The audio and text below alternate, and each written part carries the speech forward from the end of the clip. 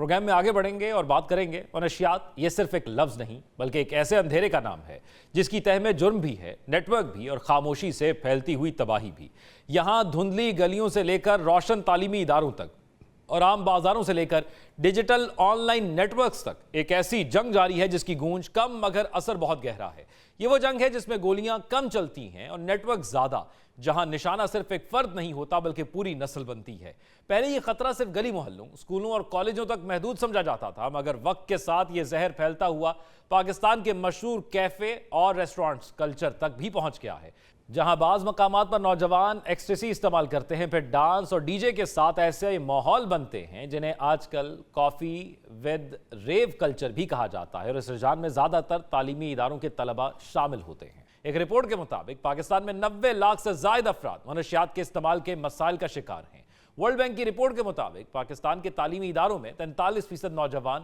Alcohol اور دیگر نشاور اشیاء استعمال کر رہے ہیں۔ 2025 کے دوران 58 اعلیٰ تعلیمی اداروں میں 365 کیسز ریکارڈ کیے گئے۔ ان حالات کے درمیان ملک بھر میں منشیات کے خلاف کریک ڈاؤن تیز ہوا۔ حال ہی میں مشہور ڈرگ ڈیلر انمول عرف پنکی کی گرفتاری بھی عمل میں آئی، جس کے قبضے سے منشیات اور کوکین برآمد ہوئی۔ کریک ڈاؤن کے بعد کراچی، لاہور، راولپنڈی، اسلام آباد اور پنجاب کے دیگر شہروں میں بڑے پیمانے پر کارروائیاں ہوئیں اور منشیات کی سپلائی لائن مکمل طور پر ختم تو نہ ہوئی مگر متاثر ضرور ہوئی۔ منشیات کی کمی کے باعث نشے کے عادی افراد نے متبادل راستے تلاش کرنا شروع کر دیے، جن میں گیبگیا نامی دوا اور دیگر ادویات کا غلط استعمال بڑھنے لگا۔ ایک مشہور دوا جو مرگی اور اعصابی درد کے علاج کے لیے استعمال ہوتی ہے، مگر اب کچھ نشے کے عادی افراد اسے کولڈ ڈرنکس کے ساتھ ملا کر استعمال کر رہے ہیں تاکہ نشے جیسا اثر حاصل کیا جا سکے۔ اب یہ سب کچھ منشیات کے اڈوں اور منشیات فروشوں سے نہیں مل رہا بلکہ عام میڈیکل سٹورز پر دستیاب ہے۔ اب سوال یہ ہے، پولیس سمیت دیگر اداروں کو منشیات کے اس متبادل کی کیا خبر ہے، اور اگر ہے تو اس کی روک تھام کے لیے کیا اقدامات کیے جا رہے ہیں؟ ناظرین، اب اسی اہم معاملے پر بات کرنے کے لیے ہمارے ساتھ موجود ہیں ماہر نفسیات ڈاکٹر سید ابو الحسن صاحب۔ بہت شکریہ ڈاکٹر صاحب آپ کے وقت کا۔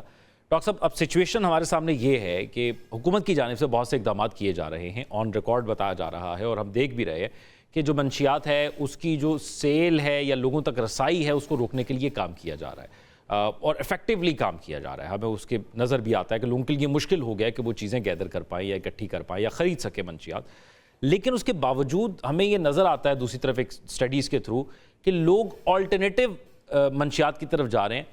اور بنیادی طور پر حکومت کا کام تو یہ تھا کہ وہ روکیں گے ایک چیز کسی کی اویلیبلٹی کے لیے تو وہ چھوڑ دیں گے، لیکن لوگ چھوڑ نہیں رہے بلکہ نظر یہ آ رہا ہے کہ شاید بڑھ رہے ہیں۔ اس کی کیا وجہ ہے کہ جب ان تک وہ رسائی نہیں پہنچ پا رہی جو ڈرگ وہ استعمال کرتے ہیں، وہ آلٹرنیٹیو ڈرگ کی طرف جا رہے ہیں، اس کو چھوڑ نہیں رہے؟ دیکھیں، نو ڈاؤٹ گورنمنٹ کام کر رہی ہے۔ پنجاب گورنمنٹ جب سے آئی ہے، آپ دیکھیں